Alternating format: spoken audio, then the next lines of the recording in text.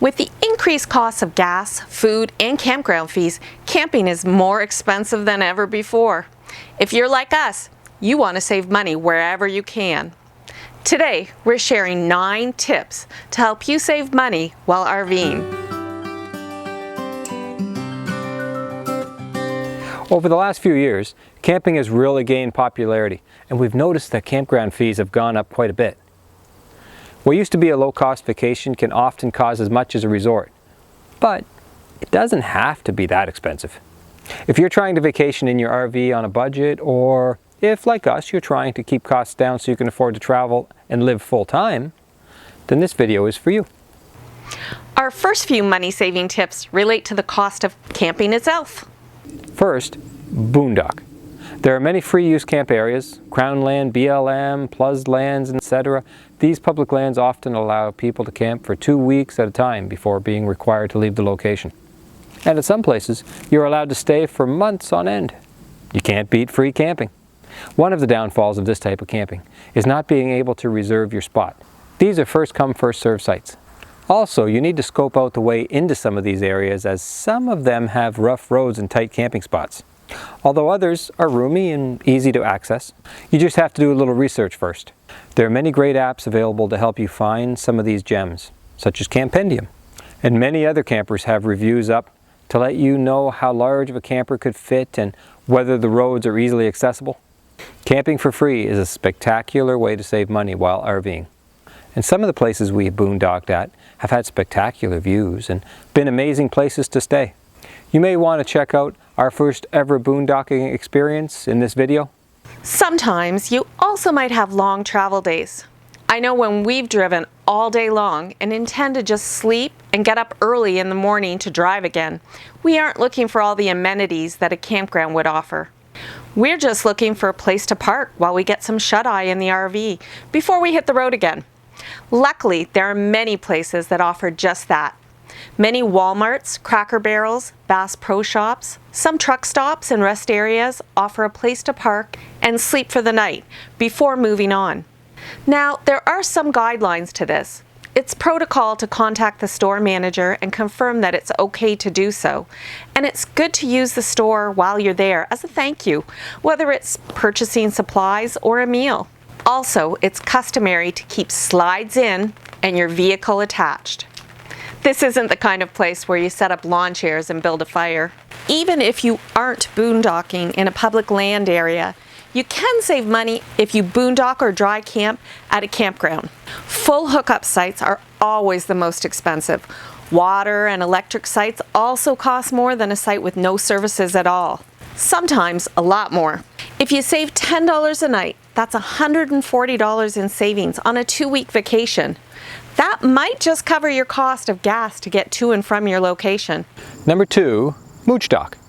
Do you have a friend or a family member who has room for you to park your RV? Often, they are willing to have you come by for a few days or a week. I know that we have enjoyed some mooch-docking at our daughter's, at my brother-in-law's house, even my mother-in-law's driveway.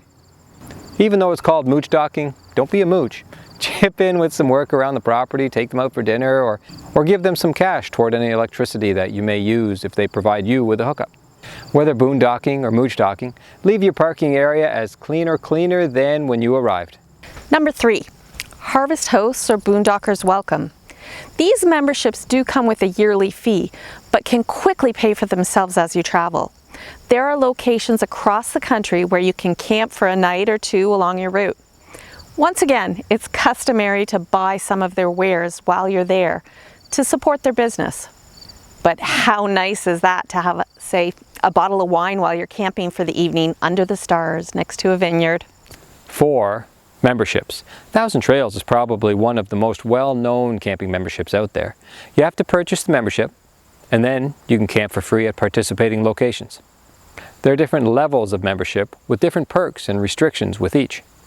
There are many people who rave about these memberships and others who are not fans. You just do the math. You'll have to camp for at least X number of days each year before they start to be economical.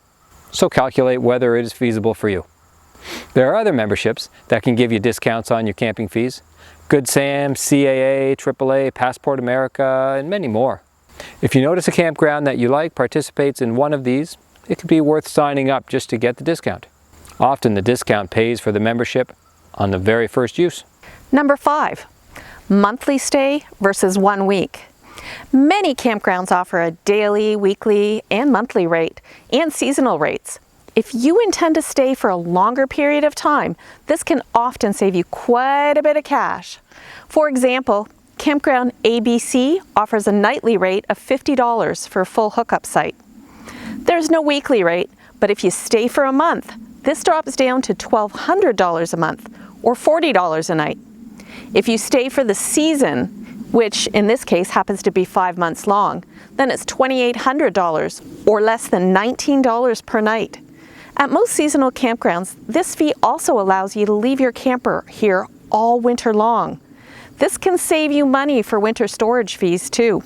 Booking longer stays in one location can help reduce your campsite fees. This summer, we booked a seasonal site, but still booked into a few long weekends at provincial parks in the area. This was still less than half the price we would have paid if we had hopped around and just paid the $50 a night typical rate. Also, different locations can vary drastically in price, not just because of the amenities offered, but just because of location. We've seen campgrounds near large, popular cities often being double the price of ones in more remote locations with the exact same services offered. Check around you. You might be surprised at what you discover. 6. Reservation fees and entry fees. Many parks charge a fee just to reserve your spot. This fee varies from location to location, but it can add up. There are places and times of year that you just have to suck it up and pay the registration fee in order to get a campsite. But there are many times you don't have to pay this. We find that when we are camping off-season or camping during the week, Monday to Friday, in season, there are usually many sites available to choose from, and we just pay when we arrive and avoid the reservation fee completely. This has saved us hundreds of dollars. Some states and provinces charge for a yearly park pass to enter the park as well, on top of the campground fees that you already will be paying. Just be aware of this before you get hit with the additional costs that you weren't expecting. We found a great rate of $25 per night camping at one state park. But then when we arrived, we were told we needed to buy a park pass in addition to the campground fees. Well, the pass was $34 for the annual pass or $17 for a day pass. Since we were only staying 2 nights, this turned our $25 a night trip into $42 a night. At another national park, we had reserved a week at a campground, but when entering the park, we were told that we also had to purchase passes in order to enter the park itself.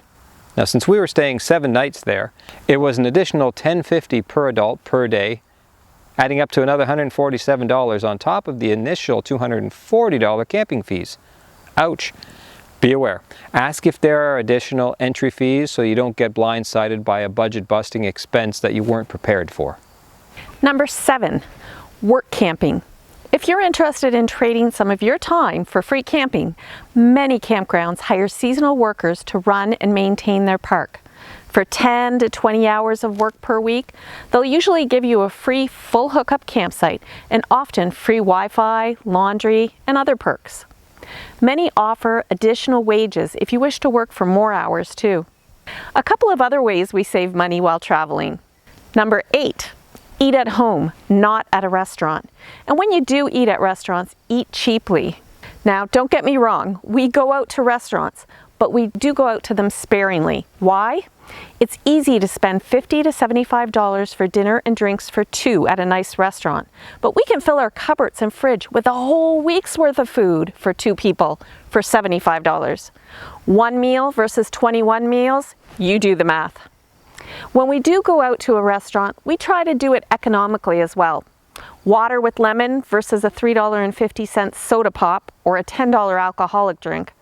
Sometimes we split a meal or opt for the less expensive menu items.